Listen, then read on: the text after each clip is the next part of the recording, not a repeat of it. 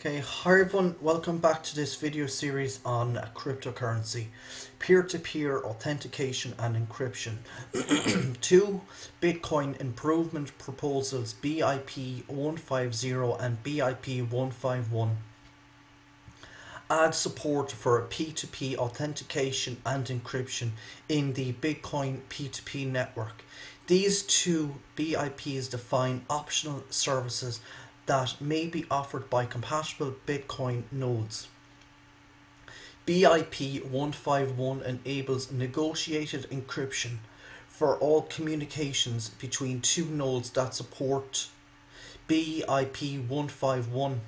BIP 150 offers optional peer authentication that allows nodes to authenticate each other's own identity using ECDSA and private keys. BIP 150 requires that prior to authentication, the two nodes have established encryption communications as per BIP 151.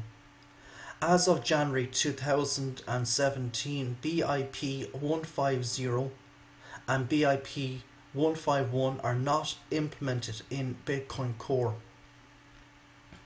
However, the two proposals have been implemented by at least one alternative Bitcoin client named Bcoin.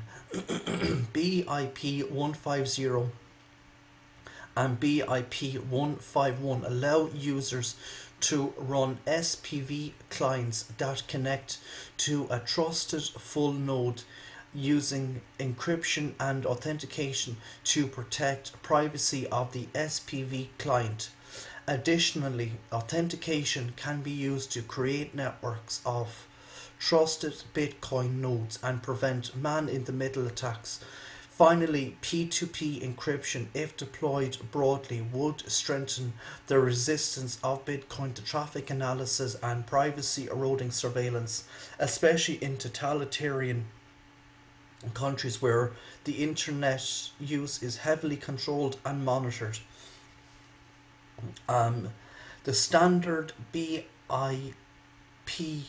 150 peer authentication and BIP 151 peer to peer communication encryption are now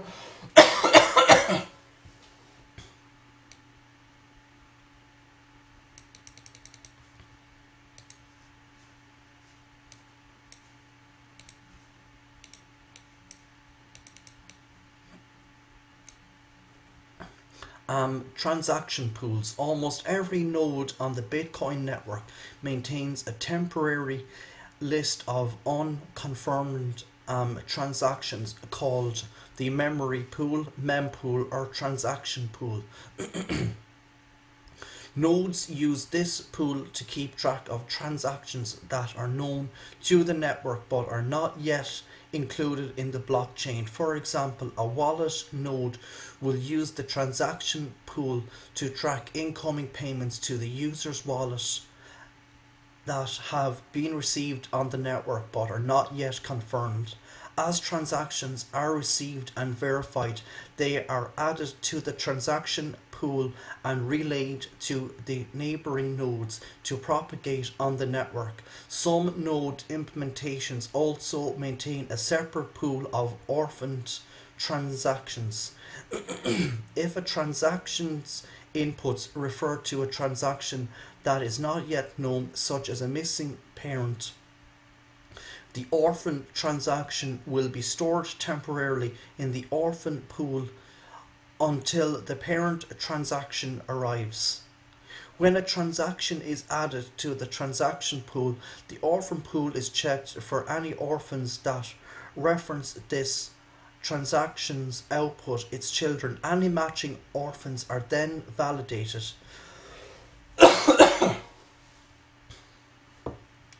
Sorry now. After losing where I was.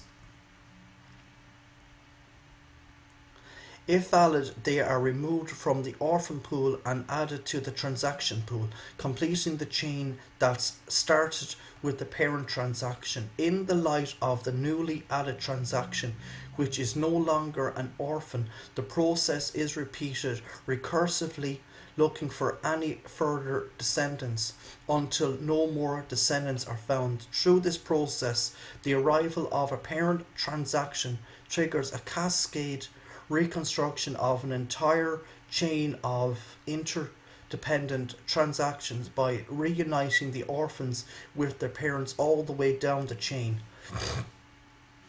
Both the transaction pool and the orphan pool, where implemented, are stored in local memory and are not saved on persistent storage. Rather, they are dynamically populated for incoming network messages. When a node starts, both pools are empty and are gradually populated with new transactions received on the network.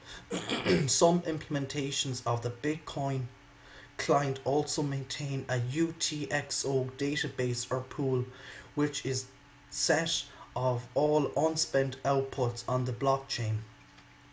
Although the name UTXO pool sounds similar to the transaction pool, it represents a different set of data. Unlike the transaction and orphan pools, the UTXO pool is not initialized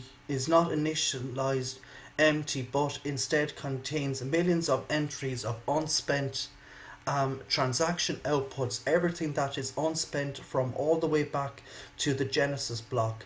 The UTXO pool may be housed in local memory or as an indexed database table on persistent storage, whereas the transaction and orphan pools represent a single node's perspective and might vary significantly from node to node depending upon when the node was started or restarted.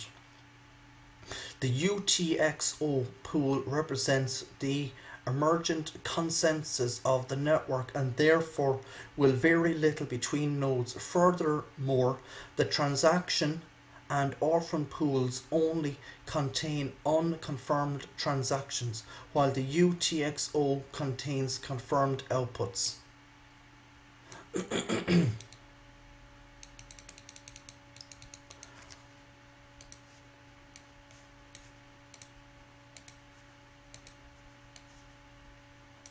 So I'm going to leave it here today for this video. If you like listening, please consider like, sharing and subscribing. Thank you.